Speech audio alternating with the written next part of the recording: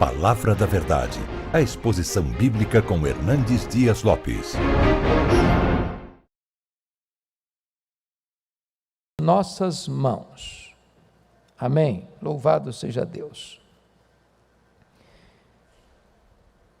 Meus amados, esse texto que retrata esta batalha, esta luta, tem lições muito oportunas para nós nesta noite. Nós estamos vivendo um tempo muito atípico. De vez em quando parece que você está sonhando, que você não está vivendo ainda uma realidade. Todos nós, quando iniciamos 2020, tínhamos tantos sonhos, tantos planos, tantos projetos, tantas viagens, tantas conferências. Quantas pessoas pensaram em fazer investimento?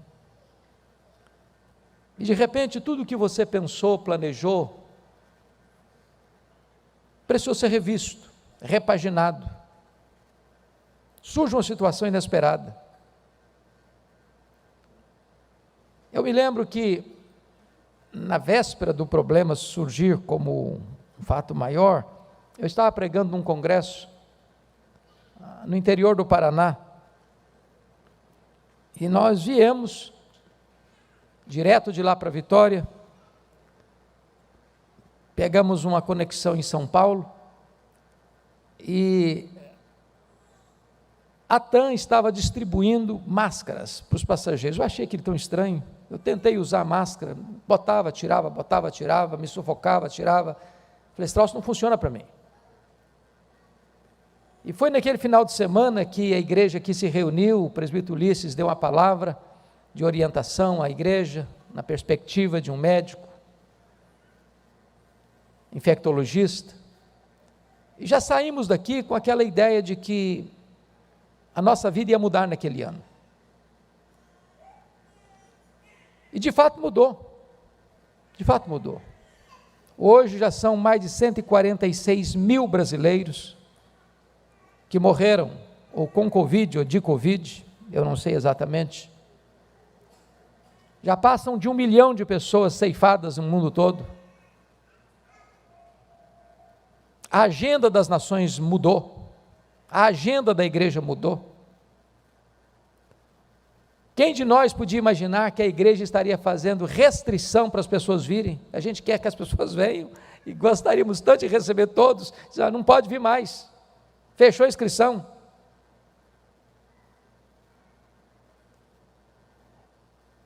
Quase trágico, vou olhar para vocês e não conseguir às vezes olhar, e tem que olhar de novo para ver se é você mesmo, porque a máscara impede a gente de olhar direito o rosto da pessoa.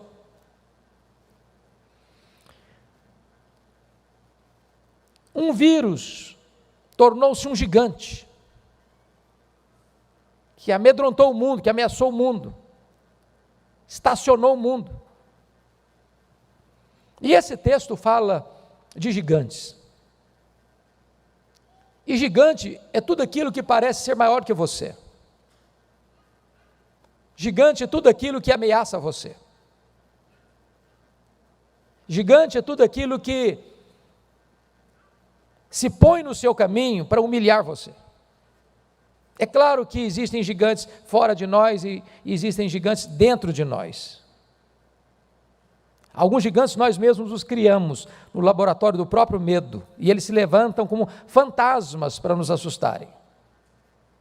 Um gigante pode ser uma doença, pode ser um vírus, pode ser uma pandemia, pode ser uma crise econômica, pode ser um problema de saúde, pode ser um relacionamento, pode ser um casamento turbulento, pode ser uma família disfuncional. Eu não sei quais são os gigantes que hoje ameaçam você. Pode ser um pecado, pode ser um vício, pode ser uma mania, pode ser um hábito.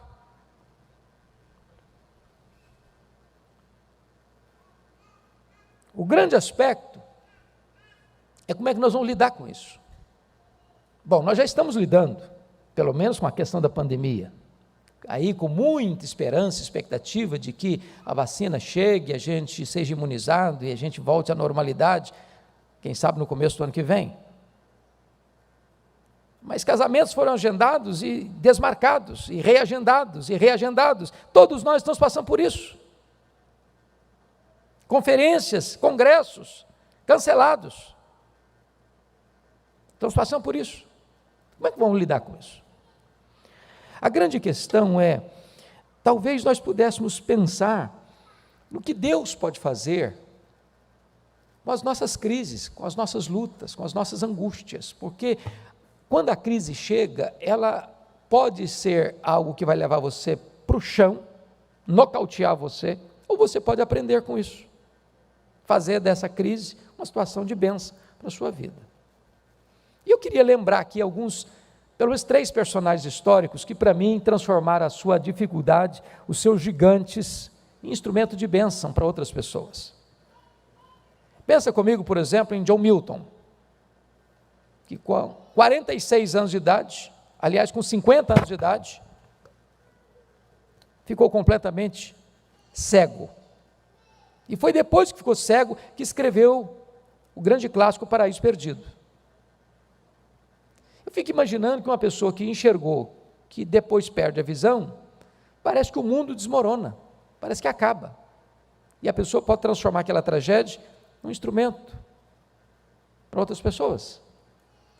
Pensa comigo em Ludwig van Zinzendorf, ou melhor, Beethoven. O Beethoven, quando era para nascer, o médico recomendou à mãe abortar. Sabia que era um problema genético da família, e a mãe não quis abortar.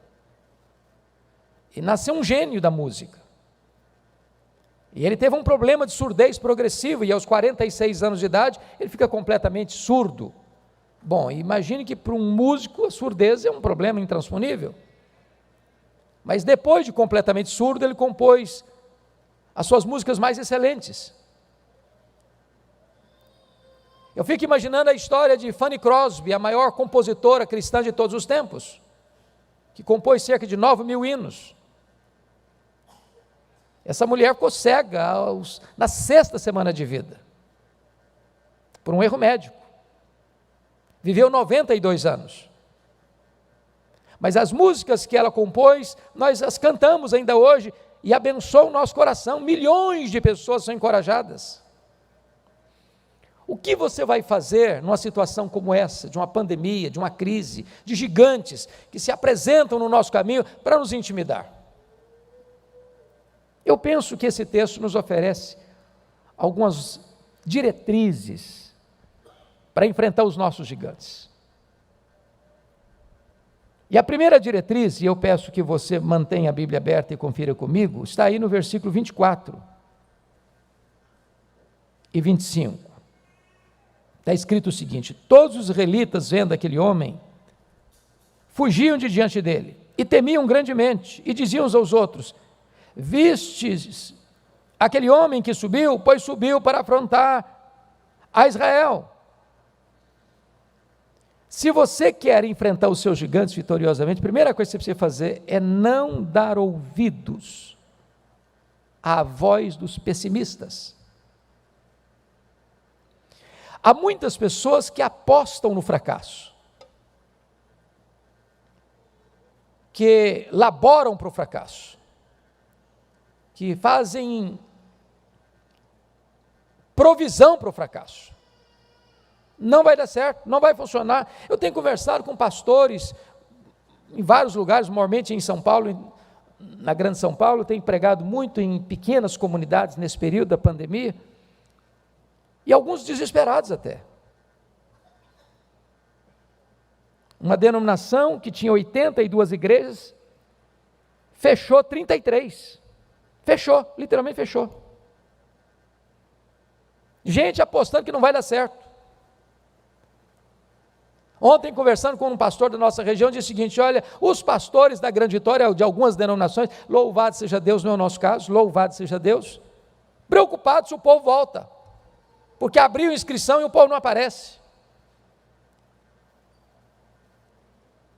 Tem muita gente apostando que não vai dar certo, que vai ser crise mesmo, é pior ainda, vai piorar mais um pouco. E sabe, irmão, se nós fizermos provisão para o fracasso, o gigante cresce demais. A crise cresce demais, o medo aumenta demais, o desespero toma conta demais. Crise nunca impediu a igreja de avançar. Nem guerra, nem doença, nem problema financeiro. O único entrave para a igreja parar é o pecado. Mas problema não, crise não, doença não, pandemia não, guerra não, perseguição não.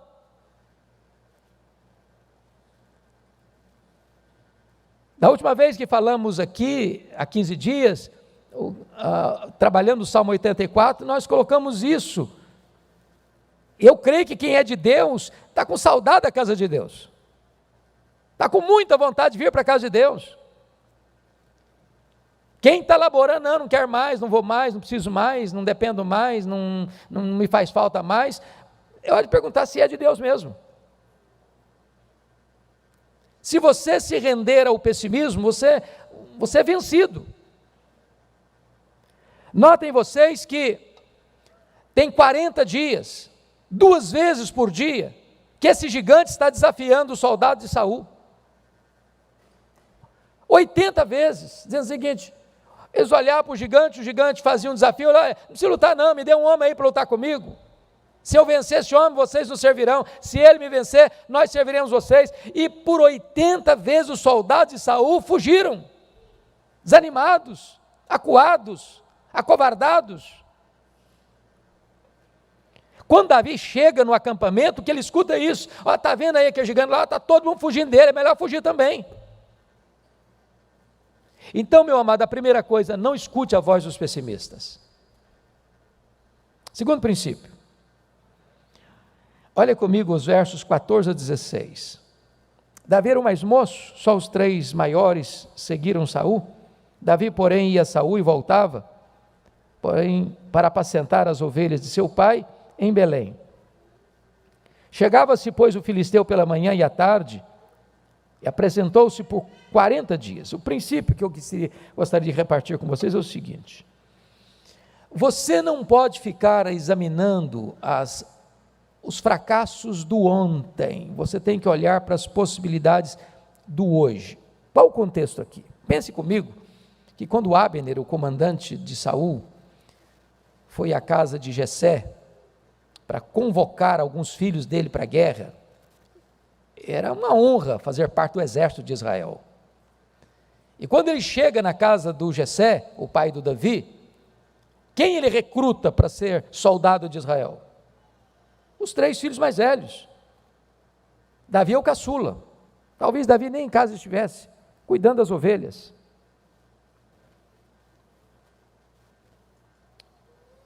O que está acontecendo? Pense comigo um pouquinho. Talvez Davi pudesse pensar assim: puxa vida, nem lembrado eu fui.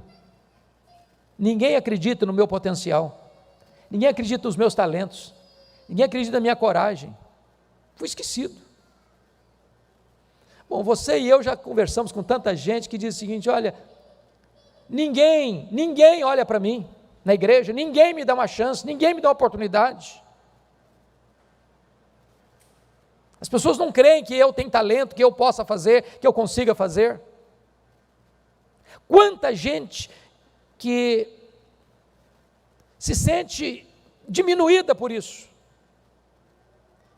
Quanta gente que fica lamentando as dificuldades da vida, mas eu tive um passado tão difícil, eu não nasci num berço de ouro, eu passei dificuldade, eu passei privação, eu estudei numa escola ruim, eu não tive chance de fazer um curso superior, eu não fui para frente porque ninguém apostou em mim, ninguém investiu na minha vida. Se Davi usasse esse discurso, talvez ele ficasse amargurado. O único homem que tinha coragem de enfrentar aquele gigante, nem lembrado foi para ser convocado para o exército de Israel. Então, meu amado irmão, essa é uma lição para nós, com quanto pessoa, com quanto indivíduo, com quanto crente. Não importa se as pessoas não enxergam, não importa se as pessoas não veem, não importa se as pessoas não valorizam, o que importa é que você é alguém que Deus ama, que Deus levantou e que Deus vai usar para a glória do seu nome, apesar das suas fraquezas, dos seus limites, das suas deficiências. Terceiro lugar, terceiro princípio que Davi me ensina aqui. Confira comigo, por favor, os versículos 28 a 30.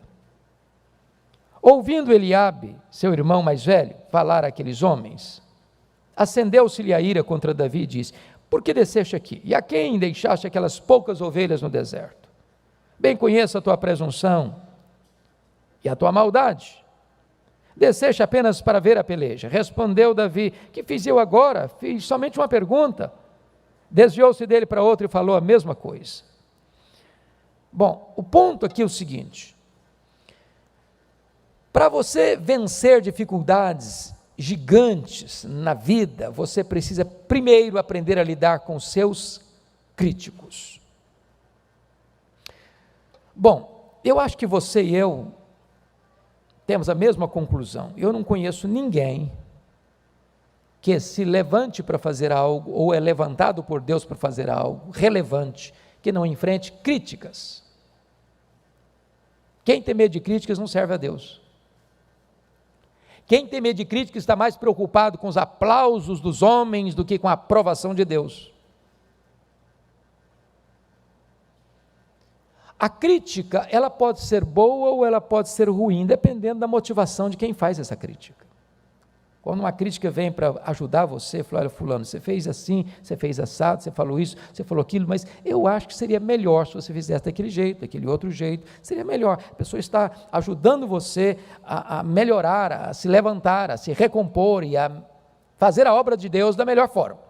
Agora, há uma crítica que ela é desairosa, que ela é desumana, que ela é injusta, que ela não tem nenhum objetivo de ajudar você a caminhar melhor com Deus, a enfrentar os seus desafios e vencê-los, tem o propósito de derrubar você. Então a crítica, ela dói, mas ela pode doer mais, quando ela tem os componentes que eu vou passar a mencionar. Primeiro, quando a crítica dói mais? Quando a crítica vem daquelas pessoas que deviam estar do nosso lado e estão contra nós. Quem é que está criticando Davi aqui? Eliabe. Quem é Eliabe? Irmão de Davi. Aliás, o irmão mais velho de Davi.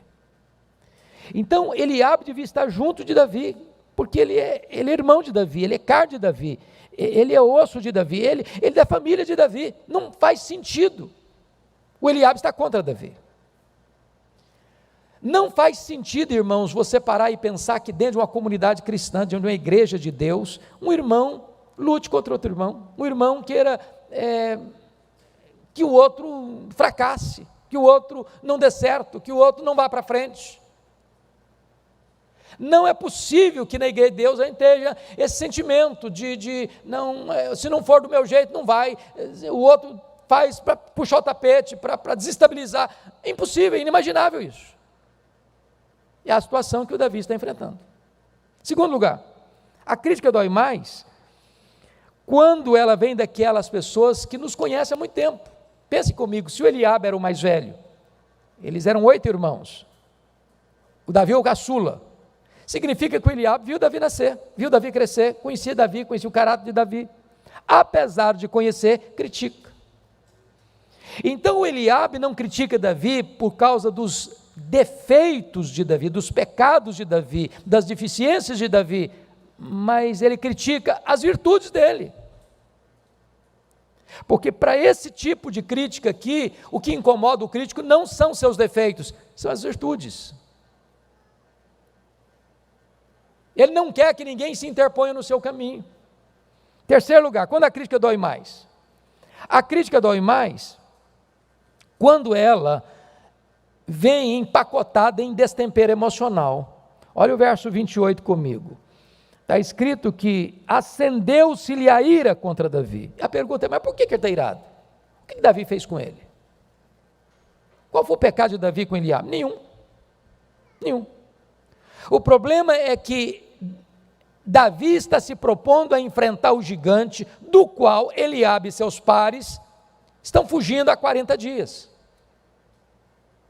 Quando Eliabe critica o Davi aqui, e fica irado, porque Eliabe não suportava que ninguém recebesse os louros daquela vitória, a não ser ele. Só está bom se eu receber os méritos. Se o outro receber, não serve. Quarto lugar, quando a crítica dói mais, é quando ela é contínua. Olha a pergunta de Davi no verso 29, que fiz eu agora? Eu só fiz uma pergunta, o que está por trás dessa colocação de Davi? Em outras palavras é esta: ô Eliabe, quando é que você vai largar do meu pé? Ô Eliabe, vê se me esquece. O que está claro aqui é que Eliabe tinha o hábito de criticar, de forma contumaz. Bom, eu não gostaria nem de pensar nessa possibilidade, mas parece que tem algumas pessoas que têm uma espécie de ministério na igreja, já perceberam isso? Ministério da crítica. Você pode fazer tudo direitinho o ano todo, não vem uma palavra de encorajamento. A primeira coisinha que faz que desagrada, lá vem a crítica. É um hábito. E Eliabe tinha esse hábito. Quinto lugar, a crítica dói mais, preste bem atenção comigo, quando o crítico tem a síndrome de Deus. Olha o que Eliabe disse para Davi no verso 28, lá na parte final: bem conheça a tua presunção e a tua maldade, desceste apenas para ver a peleja. Vamos entender isso aqui. O que Eliabe está dizendo é exatamente o contrário dos fatos. É só você passar uma página para trás e olhar o que aconteceu no capítulo 16. O que aconteceu no capítulo 16? Deus mandou Samuel à casa de Jessé, pai de Davi, para ungir um dos filhos de Jessé, rei de Israel, em lugar de Saul. Quando o profeta chega na casa do Jessé, primeira pessoa que ele vê é o Eliabe, rapaz bonito, corpo atlético, capa de revista. E logo o profeta pensou: está aí o ungido do Senhor. E Deus vai devagar, só tem aparência, só tem casca. Não, esse não.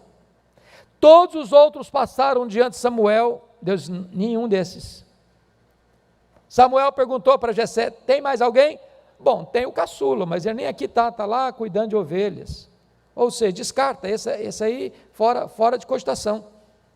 E o profeta diz: nós não nos assentaremos à mesa enquanto ele não chegar. Quando Davi chega, Deus diz: é esse, bota o azeite na cabeça dele, pode ungí-lo, é esse aí. Agora notem que logo em seguida, no capítulo 17, acontece a guerra. Os soldados de Saul se reúnem de um lado, soldados filisteus do outro, surge o gigante. Os dias passaram, pelo menos 40 dias já tinham se passado no campo de guerra. Os soldados acovardados, soldados de Saul. Quando Jessé chama o Davi e diz: meu filho, vem cá, você vai pegar esses pães, esses queijos, vai levar lá para o comandante, levar para os seus irmãos. Se Davi fosse de fato o que Eliabe disse, que ele era presunçoso, ele teria dito o seguinte para o seu pai: ô papai, eu sinto muito, eu acho que o senhor não entendeu bem o que aconteceu na nossa casa. Ô pai, eu fui ungido rei de Israel, eu agora me posicionar como um office boy, para encher o embornal de queijo e pão para ir lá, vai ficar muito mal para mim. Eu preciso manter minha pose, eu preciso manter minha imagem. O senhor arranja outro, eu não posso ir para essa função, não. Portanto, quando ele vai, ele não é presunçoso, ele é humilde, muito humilde. Ele se despoja de qualquer vaidade. Mas o crítico é capaz de olhar virtude em você e transformar a virtude em defeito, e criticar em você o que ele não tem coragem de confrontar nele mesmo. Esse é o crítico. Mas finalmente, a crítica dói mais quando ela visa humilhar o outro na presença das outras pessoas. Olha no verso 28, o que Eliabe disse para o Davi. Ele disse assim, olha aí comigo: por que desceste aqui, e a quem deixaste aquelas poucas ovelhas no deserto? O que Eliabe está falando para o Davi, diante dos soldados de Saul? Quer dizer o seguinte: ô menino, parece que essa é a síndrome do irmão mais velho com o irmão caçula, né? Eu sou caçula, posso dizer isso. Caçula tem privilégios, mas também todo mundo quer mandar nele. E aí o Eliabe disse, ô menino, vê se se enxerga. Você não passa de um pastorzinho, de umas poucas ovelhas lá no deserto, vem aqui querer assumir uma posição de um guerreiro que tem um exército todo fugindo desse gigante. Que é isso, rapaz? Se enxerga, se põe no seu lugar. Qual a intenção do Eliabe aqui? É humilhar Davi em público. Bom, o que você faz quando você enfrenta críticas? Eu acho que Davi nos dá uma dica aqui. Qual é a dica? Está no versículo 30. Desviou-se dele para outro. Irmãos, na minha prática pastoral de 38 anos, eu tenho visto muita gente doente emocionalmente. Porque um dia recebi uma crítica. Talvez dos pais lá atrás, falta de sabedoria. Tem muita gente hoje, na fase adulta, que está aí capengando, porque um dia o pai ou a mãe falou um negócio atravessado. E aquele troço se enfiou como uma espada envenenada no peito. E a pessoa adoeceu emocionalmente. Tem muita esposa doente emocionalmente, que o marido falou uma loucura, uma bobagem. E aquilo entrou no coração. Tem muito marido doente que a esposa falou um negócio atravessado para ele. Tem muita gente que ficou complexado que a professora um dia falou uma palavra impensada e aquilo entrou no coração. Eu vou dizer uma coisa, se você ficar dando atenção aos críticos, você perde o foco, você perde o sono, você perde o apetite, você perde a saúde. A única maneira sensata é desviou-se dele para outro. Como você vai enfrentar os desafios, os gigantes? Note comigo em quarto lugar. Confira os versos 38 a 40 comigo.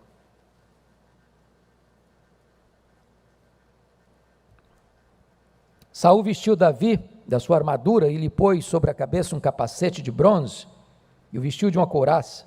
Davi cingiu a espada sobre a armadura e a experimentou andar, pois jamais havia usado. Então disse Davi a Saul: não posso andar com isso, pois nunca usei. Davi tirou aquilo de sobre si, tomou o seu cajado na mão, escolheu para si 5 pedras lisas do ribeiro, as pôs no alforje de pastor que trazia saber no surrão, e lançando mão da sua funda, foi-se chegando ao filisteu. O princípio aqui é o seguinte, irmãos: você não pode enfrentar vitoriosamente os desafios da sua vida apenas imitando as outras pessoas. Você não se torna rei usando traje de rei. Esse texto é quase que hilárico, é risonho, é cômico, porque a Bíblia diz que o Saul era o cara mais alto de Israel, o Davi devia ser tamanho mediano. Eu acho que o Saul era manequim 62, o Davi 54. Agora bota a armadura de um cara 62 no manequim 54, sobra a armadura. E a armadura, se não ficar bem ajustada, é um estorvo. Davi nem andar conseguia, quanto mais correr. Aquilo era uma tralha, um atrapalho. Então diz a Bíblia que Davi tirou aquele negócio de cima dele. Ele falou: não, isso aqui está me atrapalhando, chega, não quero isso, não sei usar isso, nunca usei, não vou usar. Mas ele corre lá no ribeiro, e é curioso, eu estive lá há 2 anos, nesse ribeiro, aliás há 3 anos, e até hoje você cata pedras que você bota na palma da mão, redondas, assim, dá vontade de você atirar em alguma coisa, é boa para você mirar em alguma coisa. Ele pega 5 pedras dessa, bota no seu surrão, no seu embornal, e corre na direção do gigante, dizendo o seguinte: com essa pedra aqui, com essa funda aqui, eu sou um doutor. Eu sou capaz de mirar um fio de cabelo, quanto mais a testa de um gigante. O que Davi está nos ensinando? O que Davi está nos ensinando, irmãos, é que nós precisamos, na dinâmica da vida, para enfrentar os desafios, nos especializar naquilo que nós fazemos.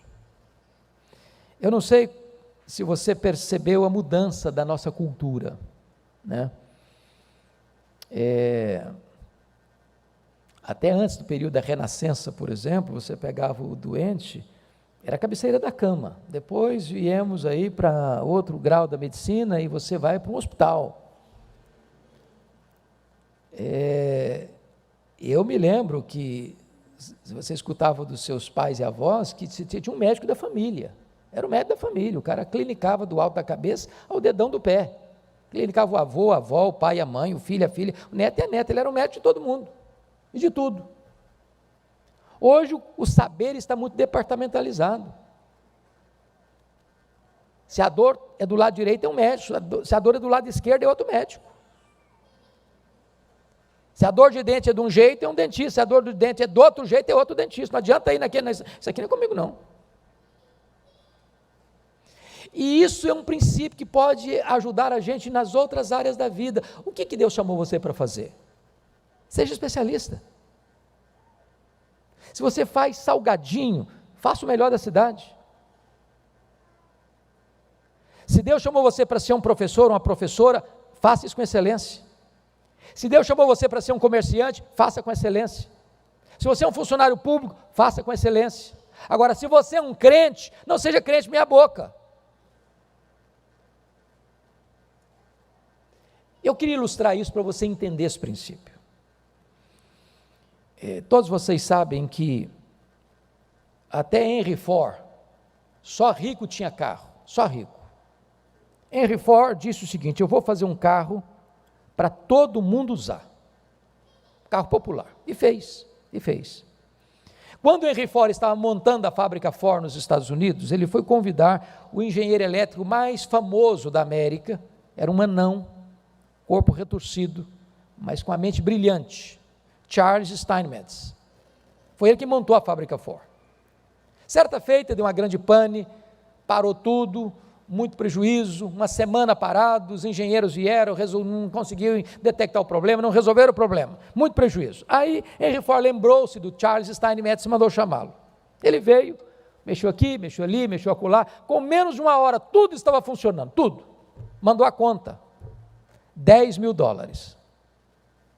Henry Ford, embora rico, muito rico, achou um exagero, um despropósito, uma exorbitância, e mandou um memorando de volta: ô Charles Steinmetz, você vai me cobrar $10.000 por menos de uma hora de serviço? Charles Steinmetz mandou descritivamente a conta de volta: pelo tempo gasto em mexer nos seus motores aí, eu vou lhe cobrar $100. Pelo conhecimento técnico exato para resolver o problema, eu vou lhe cobrar $9.900. Total, $10.000. Pagou a conta sem reclamar. Ele estava diante de um especialista. Então, meu irmão, se Deus chamou você para fazer algo, faça com excelência. Com excelência. Davi era um doutor, com aquela pedra na mão, com aquela funda. Mas notem mais comigo, irmãos. Veja um quinto princípio. O texto que nós lemos, 45 a 47, é o ponto central desta passagem. E o ponto central desta passagem é a seguinte: a vitória sobre os nossos desafios e gigantes não é resultado do nosso esforço nem da nossa experiência, mas da ação soberana de Deus em nós e através de nós. Porém, Davi disse ao filisteu: tu vens contra mim com espada e com lança e com escudo, eu, porém, vou contra ti, em nome do Senhor dos Exércitos, Deus dos Exércitos de Israel, a quem tens afrontado. O que significa isso, irmãos? Nós devemos estudar, nós devemos nos aperfeiçoar, nós devemos nos esmerar, nós devemos suar a camisa, nós devemos nos dedicar por inteiro, sem preguiça e sem omissão, mas entendendo uma coisa: quem dá a vitória é Deus, quem faz é Deus. Não tem espaço para vanglória, para vaidade, para soberba, para colocar o nosso nome no pedestal, para dizer que nós fizemos, nós alcançamos, nós conquistamos. Não! Quem faz é Deus. Eu gosto de ler as cartas de Paulo e perceber isso em Paulo. Paulo foi aquele homem preparado, aquele homem que estudou, aquele homem que se dedicou, aquele homem que orou, aquele homem que desbravou, aquele homem que conquistou, aquele homem que plantou igrejas, aquele homem que estabeleceu lideranças, aquele homem que enfrentou prisões, açoites, ameaças para todo lado, mas quando ele vai relatar, ele nunca diz eu fiz, eu alcancei, eu fiz, eu alcancei. Não, Deus fez, Deus fez, Deus fez. Como isso é importante, queridos. É o Senhor quem faz, nós somos apenas os instrumentos. Verso 46, hoje mesmo o Senhor te entregará nas minhas mãos. Ele tem perícia, ele tem conhecimento, ele é capaz, mas quem entrega é Deus. Toda a terra saberá não que Davi é grande, verso 46, toda a terra saberá que há Deus em Israel.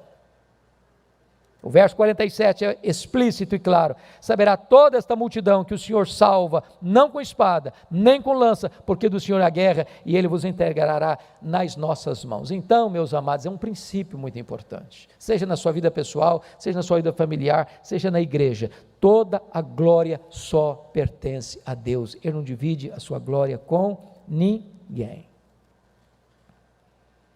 Mas, deixa eu lhes dar mais 2 princípios para encerrar. Confira comigo o verso 48, por gentileza. 6º princípio. Sucedeu que, dispondo-se o filisteu a encontrar-se com Davi, este se apressou e, deixando as suas fileiras, correu de encontro ao filisteu. Agora compare o 48 com o 24. Com 24. Todos os israelitas, vendo aquele homem, fugiam de diante dele e temiam grandemente. Em outras palavras, os soldados de Saul fugiam do gigante Golias. Davi corre em direção ao gigante Golias. Qual o princípio? O princípio é que você precisa ter pressa para vencer. Não tem nada mais perigoso na vida, na família, no casamento, nos negócios, na empresa, nos empreendimentos, na vida espiritual, do que você identificar um assunto, identificar um problema, diagnosticar o problema e o problema ficar encruado. Encruado. Não resolve. Adia, posterga, bota debaixo do tapete. Não conversa, não confronta,